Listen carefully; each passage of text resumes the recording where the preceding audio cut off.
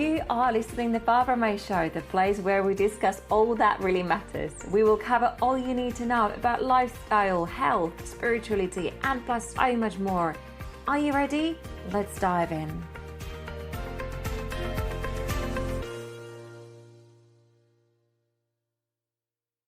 Before we go deeper into the episode, I just wanted to share a couple of things with you.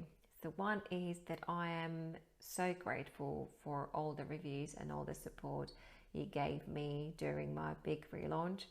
This episode today is actually first episode since the relaunch, because I had a couple of weeks break, and I am so grateful, and I'm saying this from my heart, for all the beautiful reviews and everything, sharing and etc. So thank you so much. It really means a lot to me that you love the podcast as much as I do and you are supporting it.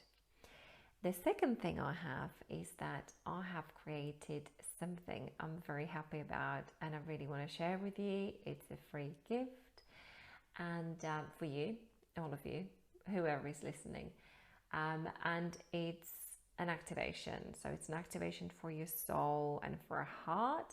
I would say it's kind of a meditation as well. It has been channeled and I had music composed to it, and I'm so happy about it. So if you're interested, just go on my website and you can download it from there, or you can also access it from my Instagram.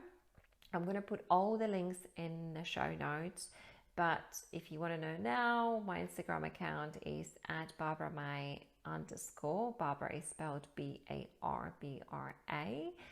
And just go into my bio and there you find the link. And I really hope you're going to love it. And yes, so just let me know what you think. Whatever resonates with you, don't be shy. I really want to hear from you. And yes, and I think we can dive in. You are listening to episode 19 with Angie De Canales. Angie is an intuitive empath, psychic, medium quantum healing hypnosis technique practitioner. In this episode, we will dive into the topic of spiritual awakening. Hello, Angie. Welcome to my podcast. I'm very happy to have you here today. My first question for you is, what are you grateful for? That's a very actually a great question. I am grateful for my kids first, my Jimmy. I'm grateful to have the amazing luck to be a mom. I think that taught me a lot in my life. And I'm just very grateful. And this is something new. I can actually say that with assertiveness, I am grateful to be alive. Because for a long time, when life gives you so many different challenges and you're still in the process of experiencing, sometimes you're not really sure about what is existence all about or why you have some challenges. And above all, when you have some very difficulties when you're a child and you try to grow up as well as you can, you try to always kind of figure out why and what to do with yourself, what is life all about, and not really finding your place. But all of a sudden, when everything is aligned and you get more clarity, and this is why we wanted to talk about awakening, then it kind of all makes sense and ease, and actually bring you a lot of peace as well. So I think I am grateful overall for this amazing life here and this possibility to experience and learn, I would say grow, and also learn about love, because this is the most amazing feeling I think you can have. Well, for me. Thank you very much, Angie. No, I think it's absolutely fantastic, especially when it comes to when we're young. We abuse our body, we abuse our experiences, we abuse our family. And I don't really think that I believe that most people resonate with this, but I don't believe that most people, when they were younger, they appreciated life. I actually had somebody on a podcast who was talking about that they do appreciate to be alive. And I think there is a certain point in our life, and when we reach it, we really, really, really value what life is giving us, and really value that everything what we have around us. It's just, we just really appreciate everything. So thank you very much for bringing that up. So I have asked you to come on a podcast today because I would like you to open up a topic on spiritual awakening. Yeah. Spiritual awakening is very common at the moment. For about the last 2 years, people are more awakened to spirituality. So can you please share your spiritual awakening? Well, yes, absolutely. I would say, you know, like this, I came across this world as well, like a spiritual awakening very, very often now. Since, you know, like I've become more enlightened, but I would say, and I think this is the case for most of people, is like it goes way back, actually, because I think, you know, like even as a child, when you just try to look around and ask yourself, you know, like some questions, it already started there, you know, like why I am here, or why, you know, like why do I have to have this experience, or even, you know, like every choices, it's beginning to be, you know, like about this awakening. And but then I think, you know, like for my case it was a bit different, because I come from a lineage of women that are all medium and channelers and healer. And so I always say, you know, like I have the feeling that I was born backwards, like being able to always see everything that is in the decor. And for me, it was always very difficult to actually be grounded and live on Earth, you know, like I didn't really understand how to live, the purpose of going to work. I would, you know, like just observe people being very agitated when I was always, you know, like speaking to spirits or things, different worlds, or, you know, like astro project, you say in English. And so I guess for me, it was a little bit different, because I kind of was born awake, but I really had to figure it out, because it was so different from what reality was showing me. And I think it was also, you know, like it was very difficult, because at one moment you have to just stop, you know, like you have to try, you know, like fit to fit. And by trying to fit, you kind of lose gradually this spark of yes, awakening that you were born with. So I think, like, no matter, you know, like if you're born a medium or if you're born with other talents, I think awakening starts the day you you come here. I mean, it's the point, isn't it? Your soul choose to come here. They're choosing their experiences. We are choosing. We have some karmic lessons we have to learn. And I think, you know, like the way you come, it's really about your own personal challenge. And for me, this my own personal challenge was to be born, you know, like in the more linked to the spiritual realm, I would say. And I had to understand, you know, like what was this world all about, you know, like this duality, this choice. And I eventually, you know, like had to do my hero journey, as you say. And so I would say, like, in terms of spiritual awakening, I had this amazing dream, you know, like it was like a shamanic dream, like 11 years ago.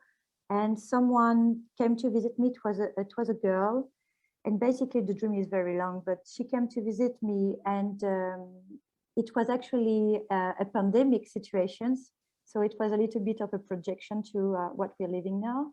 And she came to see me, and I was like, everywhere outside was a pandemic situation. And a light came, and she just came to pick my hand, and she said, now you can come out. And basically she showed me all the process of awakening. Like at first, you know, like she said to me that I had to remember who I was. And then she asked me to remember my abilities and the power. And every time it was always linked to this inner work you have to do, this expanding consciousness. So this is what she was actually teaching me. So I had to remember, reconnect to my spiritual being, to my higher self, and also remember all the abilities, like we all have. It can be, like intuition, medium, channeling, but so many other talents, like being creative or whatever your souls came in this earth with. And then in this journey, she showed me a path to my soul purpose. And when she showed me the path to my soul purpose, it was to actually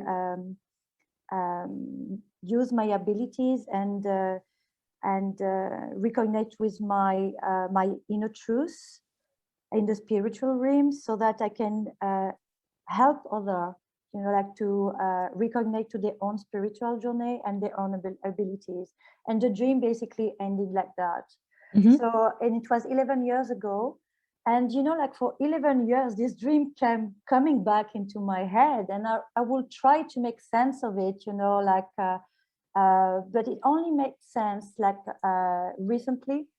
And this is where, like I could say I had this epiphany. It was a couple of months ago, and I was doing a meditation. It was a particular alignment of the planets. And I was feeling all this energy, like I was always, like hypersensitive to energy and empath, and was able to feel every emotion. So you know very well this, all these spiritual abilities that we came up with.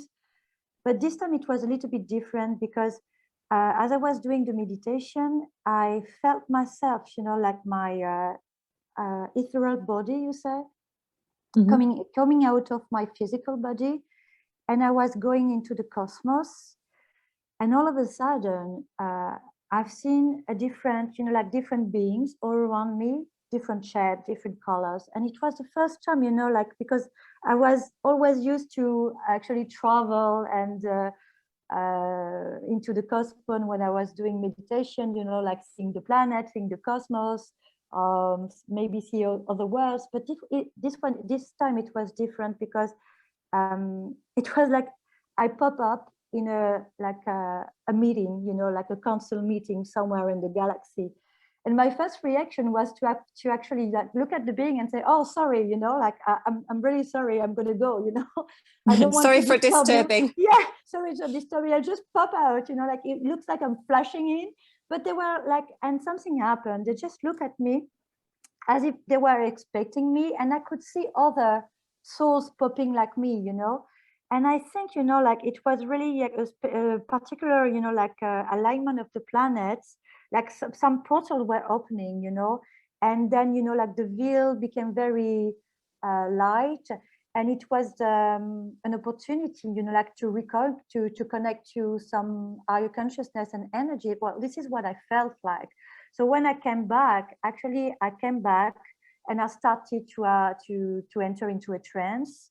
And in the trance, I started to speak different languages. So some of us, other people refer to this language as light language.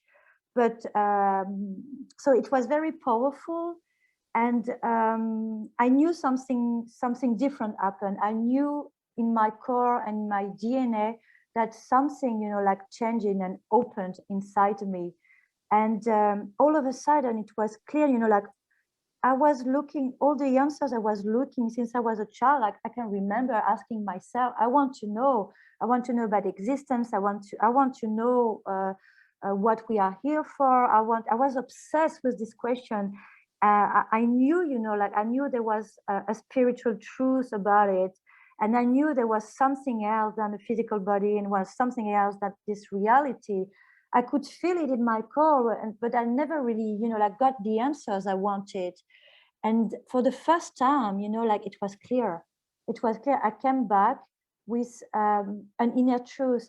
It's not that it was a truth that was written down or I could hear it. It was just a truth that was imprinted on me like little lights, And I think that was my big epiphany and awakening. And since this episode, of course, like I call all my friends, all my spiritual friends to tell them about it, like try to make sense of it, because I think we are stronger when we connect with each other and, like try to make sense of things, because otherwise you're too isolated and it could be really frightening. So I asked my friends, and they were like all very amazed about it, and they tried to make sense of it. But actually, like the days after this are starting to have dreams, voice in my head, downloads. And this is when it started. And I got into information and absorb information at a pace and a rate that was just amazing. And everything, like popped in my head, and my consciousness started to expand it. And it was like, yes, incredible. Yeah, that's a very incredible story. I wanted to raise a couple of things, what we said at the beginning, and that is that, when we're talking about the spiritual awakening, you raised a very, very, very valid point, and that was we all were born awakened. Yes. And we have fallen asleep later. And I think this is something really, really powerful you said there. And the reason is because I believe that it's because of the domestication. And then we are kind of reawakening when we finding a connection to our souls, if it's through the family or through experience and everything. So it's very interesting. I really resonate with that. Also, the other thing which I wanted to say is that when it comes to spiritual awakening, I don't know if you have experienced this, but I remember myself when I was little, and I remember that I knew who I was, but I didn't recognize myself in a mirror. Yes. So I don't know if I was about 4 or 5 years old. I don't know. I remember I was like playing with dollies, and for that, I don't know. It's just that my inside wasn't enlightened with the little child. I felt like I was more, how would I say it? I wouldn't say advanced, but I would say that I was a lot older than was a reflection of myself. And I think, I don't know if any listeners resonate with this. I really believe that this connection of your soul and body, I don't know, does it happen when we're like 5 or 6? I don't know, but I just kind of knew myself. And then the other thing which I wanted to say is that languages you mentioned. So I remember my dad used to go to Japan, and I remember we had like this video recordings of him being at the airport and something. And I remember listening to it, and it was all in Japanese, and I understood the language. I couldn't repeat anything. Obviously I wasn't able to read and write, but I remember thinking back of it, it was something to do with a spoon. Somebody says, "Can I please have a spoon?" I understand the person said, "Can I please have a spoon?" And then I saw the person on the video passing and giving the spoon to the other person. It's just crazy, especially when it comes to the, I don't know, just all those experiences. And it's amazing that, like we kind of like, I don't know, how would I say it? It's amazing that we remember it after all. There is the time of remembrance of those events. Anyway, and continue. I think, no, that's beautiful. And, like that suits me as well, because when you experience all these things when you're a child, you really feel like isolated. I know for myself, for example, like I was a bit outcast when I was younger. Then you learn how to feed and you lose all this magic, But because children are so connected, still connected, when you come here on earth, you integrate the body, your higher self is still there, because you don't have the mental judgment, you don't have the limited beliefs, you don't have all this environment, that are like taking you into different paths, into different beliefs. You don't have to fit into society. So when you come into a body here, I think you're still very much linked to the truth of your beautiful self, your higher self. So that's why when you come with your higher self. You are your higher self. You are your divine part. And you just forget it after, because you get into this storytelling, like this third dimension story. And we all get wrapped into this story, because this is how we experience emotions and duality. But when we first came here as this absolutely pure part of the divine source, you know, we remember. And I know, you know, like as a child, I can really relate to what you say, you know, like I remember one day, you know, like must have been around 7, and I was walking to school. And, you know, like as I was walking this little hill to go to my school, I was fixing on a point, you know, and it was a cross actually. So I was just looking at the cross, and I was walking, and I must have, you know, like hypnotized myself somehow, because all of a sudden I stopped and I looked at my hand, and I had this voice in my head. It was like an adult voice, and the voice was saying, where I am, you know, where am I? I can't recognize, this is not my hands. What am I doing here? And, you know, like for a split moment, it was like, you know, like I was this other person, and, you know, like couldn't remember that I was a child or a body. And you have so many experiences like that when you're a child, you know, like you have childhood, but if you really, you know, like pay attention to kids, they will tell you lots of beautiful things. My kids, for example, when he was 4, used to say to me, you know, Mom, before I come on Earth, I was wandering into the cosmos for a thousand years. And when I saw you, I decided you were going to be my mom. So I decided to come.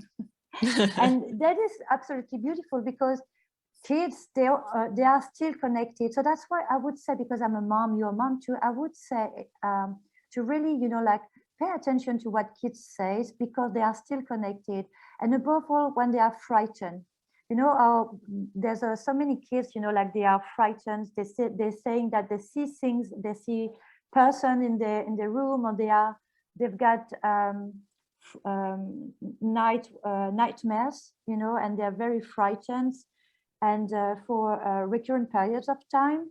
And because, you know, like sometimes we don't really pay attention, or we don't really listen to what they say, and we think it's only imagination. But actually, you know, like they truly see things, because they're truly connected to the spiritual world. And imagination is not something you create in your brain. It's something that you connect to, or you channel. There is no part in your brain, in neuroscience, it is like this, you can verify it. There is no part in your brain that actually is used to create imagination.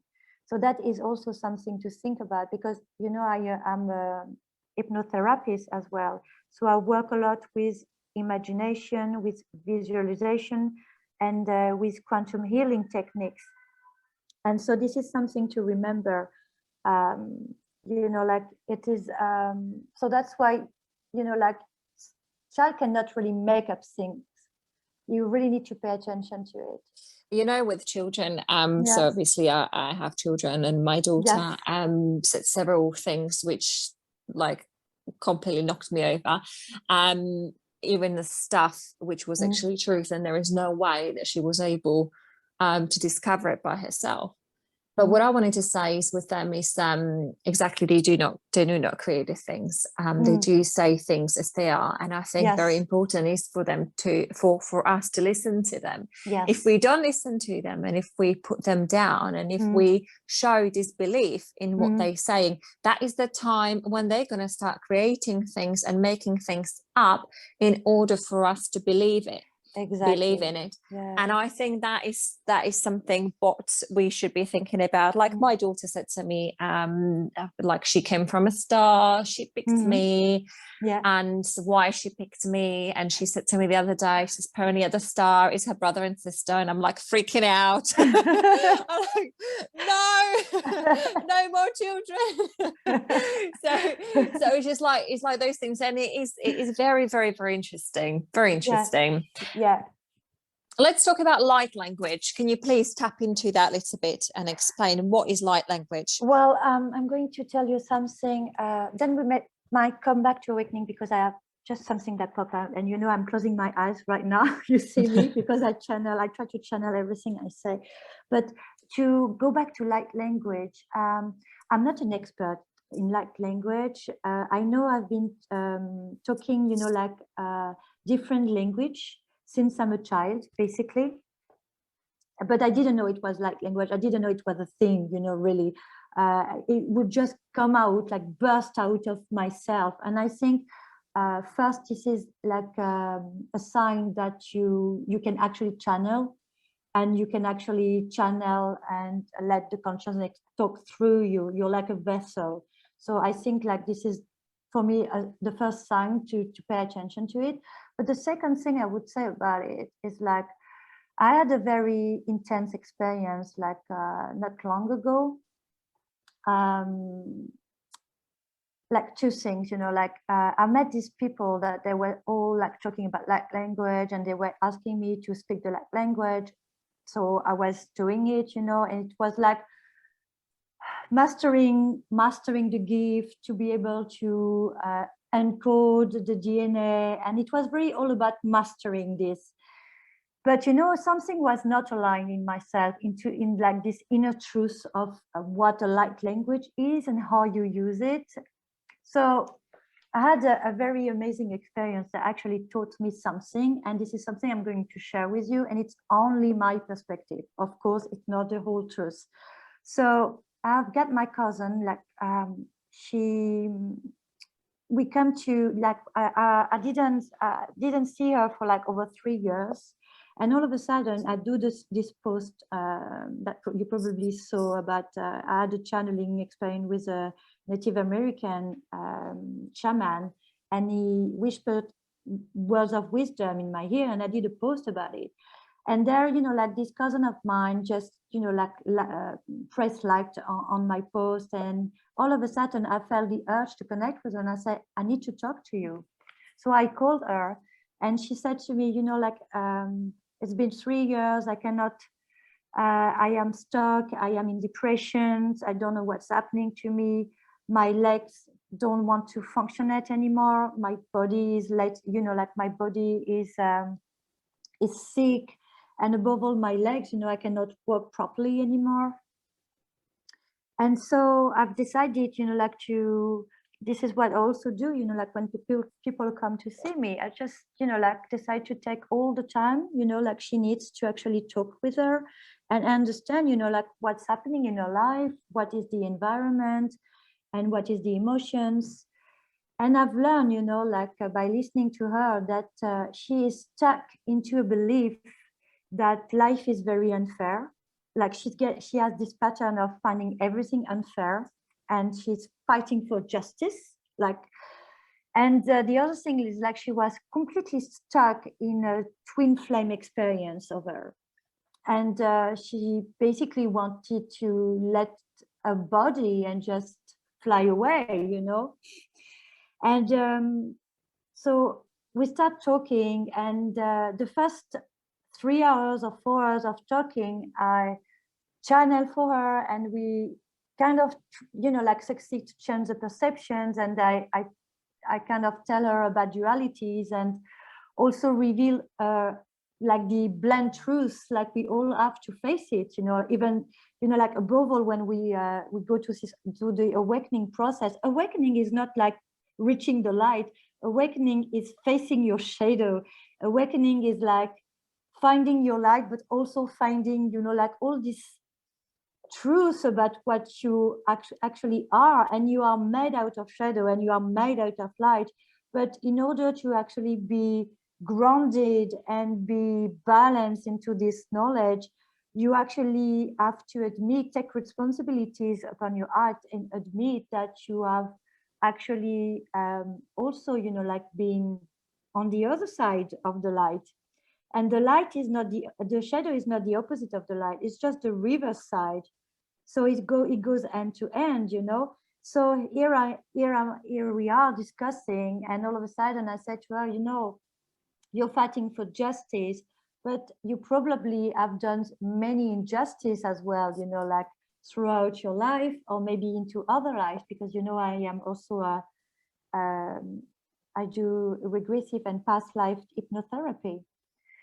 And so something, you know, like just unlocked as we were talking, you know, like something unlocked inside herself, and she started to realize, you know, like make sense of this. And I gave her some tools, you know, like the tools we use to start, like to do some healing work, like just observe observe every emotion you have, but really, like own the emotions and do a love and acceptance of it, and then like forgive yourself, forgive the person, thank the person that's been like involved in the story, and that eventually like to give it to the universe so that it can be transmuted and healed and use it to create another reality that is more aligned with yourself.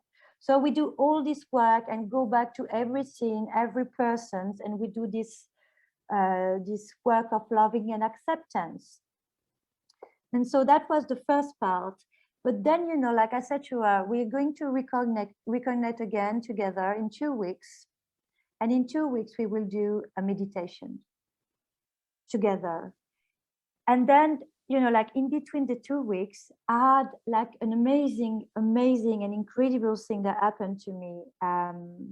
Since I've opened my channel and I work so much, like on clearing my channels, I have been blessed with some visiting, like channeling consciousness.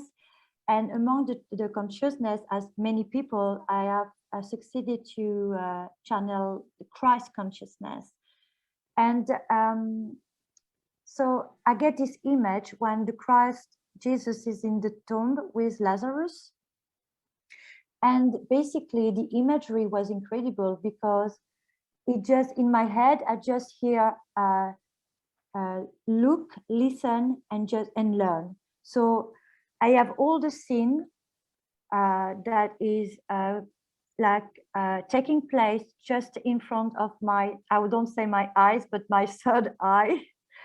And I see Jesus like pronouncing the words, and the vibration of the words going into the heart of Lazarus, into little sparkles, green sparkle of light, and everything came into fusion together. And it is actually the vibrations and the intention behind the words that actually help the heart of Lazarus to beat again.